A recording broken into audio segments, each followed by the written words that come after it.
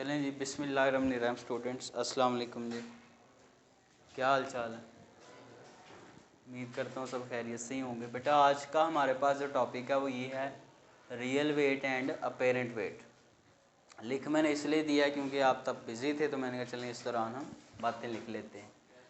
Real wait क्या है किसी बॉडी का? पहले तो रियल और अपेरेंट का मतलब आपको मैं समझाता हूँ देसी लफ्ज़ों में कि रियल क्या होता है, अपेरेंट क्या होता है।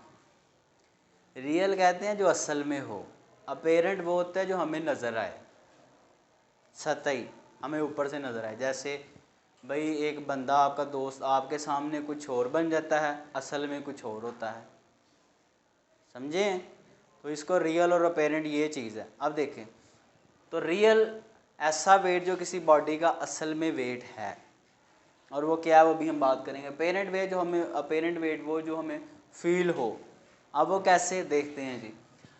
It is the weight of a body due to gravitational pull of earth, moon और सन। अगर आप किसी बॉडी का वेट देखें अर्थ के ऊपर खड़े होके, तो फिर अर्थ उसको कितना पुल कर रही है, ग्रेविटेशनल पुल कितना उसके ऊपर लग रहा है, वो उसकी जितनी भी उसके ऊपर फोर्स लग रही होगी ग्रेविटेशनल फोर्स, वही उसका क्या कहलाएगा? रियल वेट कहलाएगा। और अगर आप उसको बंदे को चांद पे ले जाएंगे तो फिर चांद उसके ऊपर कितनी ग्रेविटेशनल पुल लगा रहा है, वहाँ जो उसका बनेगा वो वहाँ उसका वेट रियल बनेगा। समझ आ रही बात की? चांद पे, सूरज पे, जहाँ मर्जी ले जाएं। तो अभी क्योंकि हम ज़मीन पे खड़े हैं तो हम अपना वेट ज़मीन के हिसाब से देखेंगे, ठीक है? तो अब इसके बाद बेटा आगे बढ़ेंगे। It is the weight of a body in an inertial frame. अगर किसी बॉडी को इनर्शियल फ्रेम के अंदर रख दिया जाए तो उस फ्रेम के अंदर जो उसका वेट होता है ना बेटा, इधर सुनो बात को, उसको कहते हैं उसका रियल वेट। अब इनर्शियल फ्रेम क्या है? देखें अगर आप एक गाड़ी के अंदर, ये समझ लो कमरा एक इनर्शियल फ्रेम है। कैसे? इनर्शियल फ्रेम ऐसे फ्रेम को कहते हैं जो कि रेस्ट में हो या फिर वो यूनिफॉर्म वेलोसिटी के साथ मूव कर रहा हो।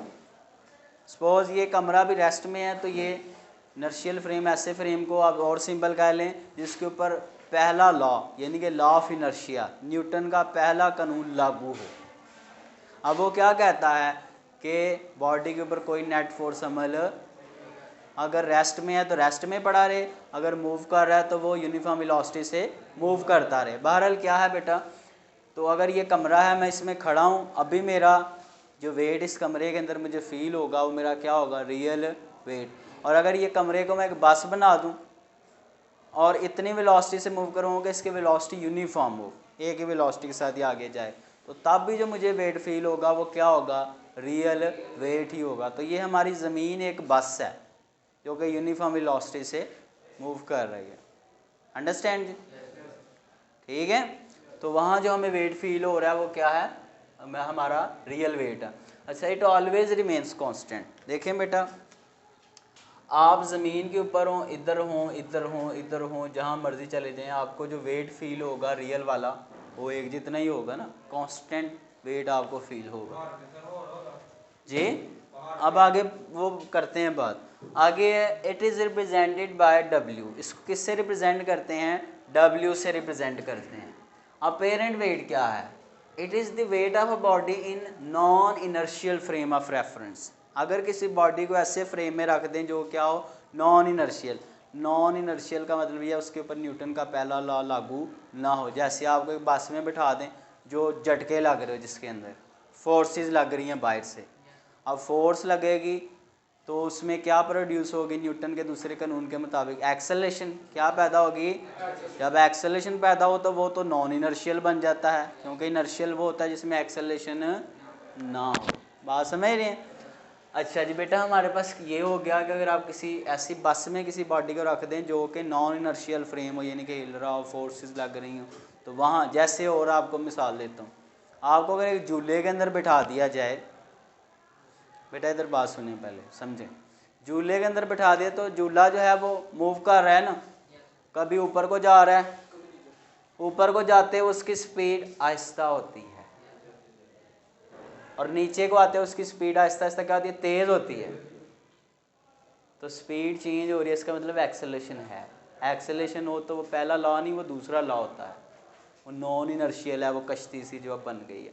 तो आप कश्ती में देखते हैं जब ऊपर को जा रहा होता है आपको बड़ा वज़न महसूस होता है यार, नीचे को आता है तो आपको वो हल्का महसूस होता है कि जैसे आपके में जान ही नहीं है, आप बिल्कुल ही निकल गया सारा कुछ अंदर से, आपको वज़न महसूस नहीं होता। तो वो जो कश्ती है वो नॉन इनर्शियल फ्रेम है, समझ रहे हैं। तो वहाँ पे जो आपको अपना वज़न महसूस होगा उस कश्ती के अंदर बैठ के, वो कौन सा वेट होगा, अपेरेंट वेट होगा, ठीक है। और ज़रा देख लें, अगर आप किसी एक्सेलरेटेड फ्रेम में हो तो एक्सेलरेटेड फ्रेम से बना दिया जिसकी वेलोसिटी चेंज हो रही हो मसलसल, यानी कि हिल रहा हो, फोर्सेस लग रही हैं, ऐसे से हिल रहा हो, फोर्सेस लग रही हैं, कभी तेज़ हो रहा है कभी आहिस्ता हो रहा है, जैसे कश्ती है बेटा, उसमें एक्सेलेशन है कि नहीं, वो नीचे से वो इंजन सा लगा रहा होता है ना, उसके ऊपर फोर्स तो लग रही है, ठीक है बेटा। तो उस केस में उसमें भी जो आपको अपना वेट फील होगा, ये मैंने मुख्तलिफ तरीके से एक ही बात एक्सप्लेन करने की कोशिश की है, ठीक।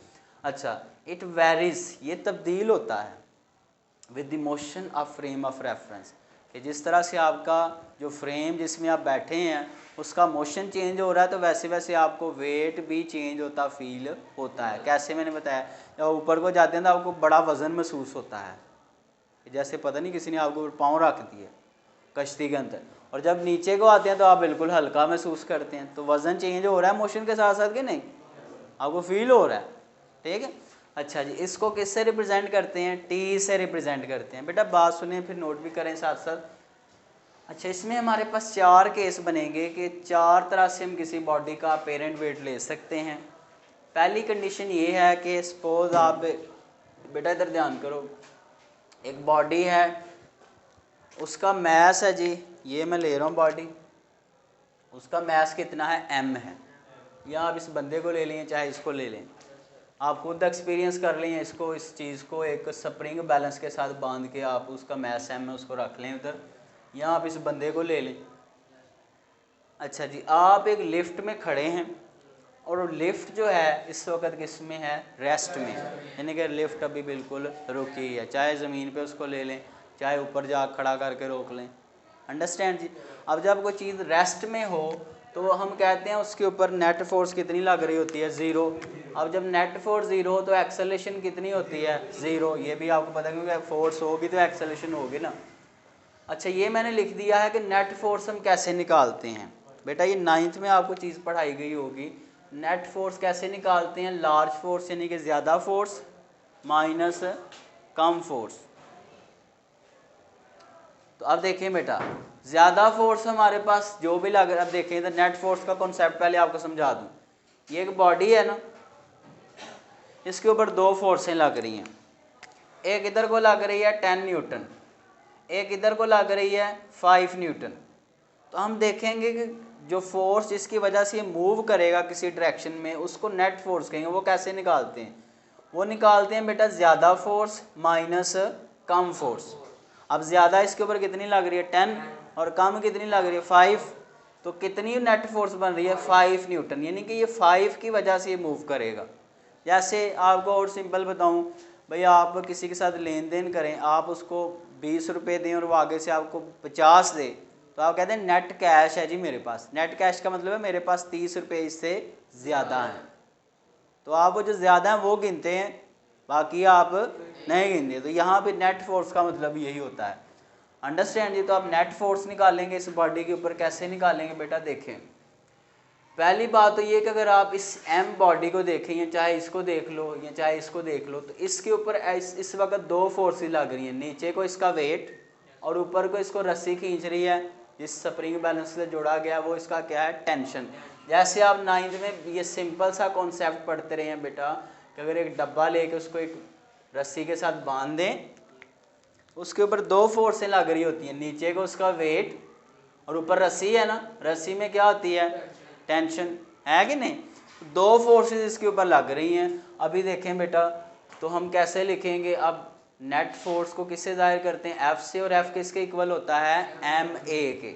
अच्छा, ज़्यादा, अब यहाँ पे दोनों फोर्सेस इक्वल हैं, जितनी ऊपर है उतनी नीचे है, तो अब चाहे इसको पहले लिख लें चाहे इसको पहले लिख लें, लेकिन माइनस क्यों आ रहा है साथ, क्योंकि दोनों की डायरेक्शन क्या है, ऑपोजिट है। एक के साथ प्लस लगा लें और एक के साथ क्या लगा लें, माइनस लगा लें। ये वो बातें हैं जो बुक में मेंशन नहीं होती, ठीक है। तो आपके लिए इनका कॉन्सेप्ट होना चाहिए इनका आपके पास। अब देखें जी, हमने क्या किया, ये वेट इधर माइनस है, उधर जा क्या हो गया, MA के साथ प्लस हो गया, इधर से उधर शिफ्ट कर दिया इसको। अच्छा, हमने कहा हुआ है कि एक्सेलरेशन इधर कितना है, 0 है, तो ए की जगह पे क्या आ गया 0, तो ये टर्म 0, तो टी किसके इक्वल आ गया डब्ल्यू के। तो इसका मतलब कि यहाँ पे इस बॉडी को जितना अपेरेंट वेट फील हो रहा होगा उतना ही उसका क्या होगा, रियल वेट होगा। समझ आ रही है? तो दोनों उसको जो फील इक्वल ही होंगे उसके। अच्छा, उसके बाद आगे देखें जी, दूसरा केस ये है कि फ़र्ज़ करें जो लिफ्ट है हमारे पास अब रेस्ट में नहीं है, बल्कि लिफ्ट ने किधर को जाना शुरू कर दिया है, ऊपर को जाना शुरू कर दिया है। मैं यहाँ सिंपल ये केस आपके सामने करके साथ साथ एक्सप्लेन करूँगा ताकि आपके माइंड में बात आए भी। अब ये समझ लें कि आपने रस्सी को पकड़ के ऊपर को खींचना शुरू कर दिया है, तो ये डब्बा किधर को जाएगा, ऊपर को जाएगा ना। तो इसका मतलब कि ऊपर फोर्स कौन सी लग रही है, टेंशन।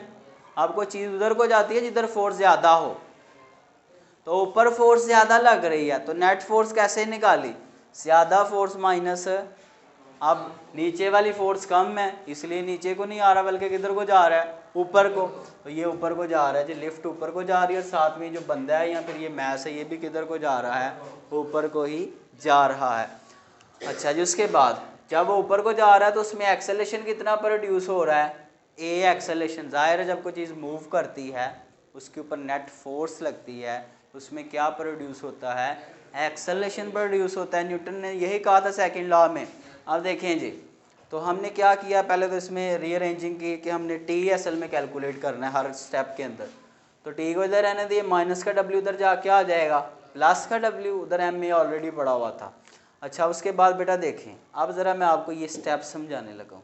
मैंने क्या लिखा है कि जो आपका टी है वो ग्रेटर आ रहा है किससे, रियल वेट से। इसका मतलब क्या कि जब आप ऊपर को जाएंगे झूले के अंदर तो आपको अपना जो वज़न है वो ज़्यादा महसूस होगा। क्या महसूस होगा, यानी कि आपका जो अपेरेंट वेट है वो आपको क्या फील होगा, ग्रेटर फील होगा। किसकी निस्बत, रियल वेट की निस्बत। अच्छा, कुछ बच्चों की इक्वेशन भी कंफ्यूज करती है, ज़रा ये सुन लें।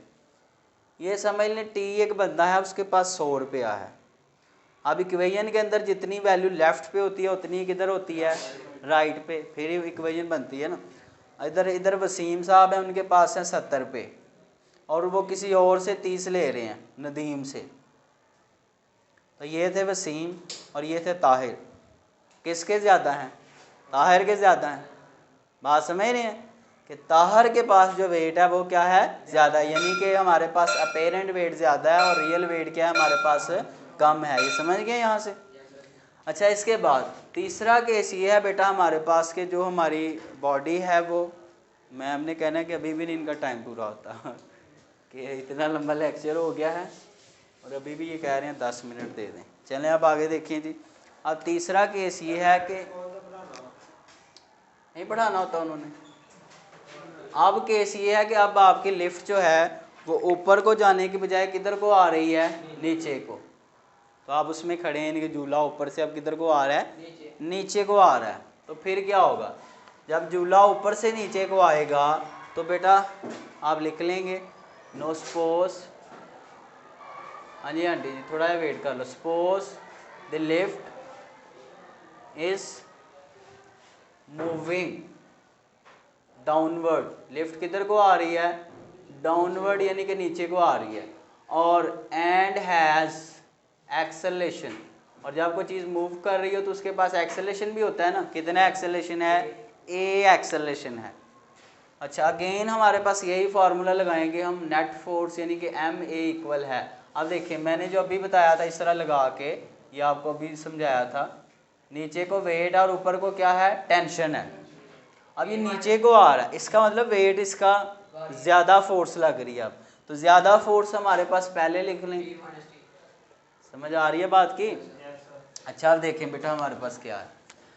तो अब हमें टी निकालना है, टी को उधर ले जाएं, उधर जाके प्लस, ये एम में इधर प्लस हो रहा है, इधर आ क्या हो जाएगा, माइनस हो जाएगा। क्या हो जाएगा, माइनस। ठीक है बच्चों। अच्छा, अब इसके बाद आगे देखें ज़रा बेटा। अब क्या है, ये उलट हो गई है चीज़ कि अब जो आपको अपेरेंट वेट है वो लेस फील होगा और रियल वेट क्या होगा, ज़्यादा होगा। यानी कि जब आप झूले के अंदर बैठ के ऊपर से नीचे को आते हैं तो आपको क्या होता है, हल्का महसूस होता है। कि जो वज़न फील हो रहा होता है वो हल्का लग रहा होता है। अब मैं ज़रा और वो ताहिर और नदीम साहब की सूरत में भी आपको बता देता हूँ। देखें ताहिर साहब W माइनस एम में, ज़रा ये पहले बात सुन लें। ताहिर के पास हैं जी 100 रुपये, इधर वसीम साहब के पास हैं 150 और वो किसी को दे भी रहा है, ठीक है कि नहीं? तो फिर उसके इधर वाले के बन रहे हैं 100 बन रहे हैं, तो किसके फिर ज़्यादा हुए? वसीम के ना ज़्यादा हुए। समझ आ रही है? नहीं बात समझे? आप इसको सोचेंगे जाके। तो बेटा मैंने क्या किया है कि यहाँ पे जो हमारे पास वेट है ऑलरेडी वो उसके इक्वल बन रहा है और किसी को दे के इक्वल बन रहा है, यानी कि उसमें से कुछ निकल भी रहा है उसके बावजूद भी उसके इक्वल है। तो किसी को दे के फिर भी इक्वल है, इसका मतलब उसके पास ज़्यादा होगा तो फिर ही इक्वल होगा ना। बात समझ रहे हैं कि हमारे पास क्या है कि जो आप बता देंगे हेयर अपेरेंट वेट, जो अपेरेंट वेट है इज़ लेस, वो कम है, टी लेस है किससे? Then real weight. ठीक है बच्चों, यानी कि आप ज़मीन के ऊपर खड़े होंगे तो आपको ज़्यादा रियल वेट फील होगा, और झूले के ऊपर बैठ के ऊपर से नीचे आएंगे तो आपको वो क्या फील होगा? हल्का, कम फील होगा। ठीक है। अच्छा आखिरी चौथा पॉइंट है बेटा कि सपोज आप अपनी लिफ्ट की जो रस्सी है उसे आप ब्रेक कर देते हैं, आप उसको तोड़ देते हैं और आपकी जो लिफ्ट है वो अब आज़ादाना फ्रीली नीचे आ रही है, और ये कंसीडर कर लें कि फ्रिक्शन कोई भी नहीं है, एयर फ्रिक्शन नहीं है, आज़ादाना फ्री फॉल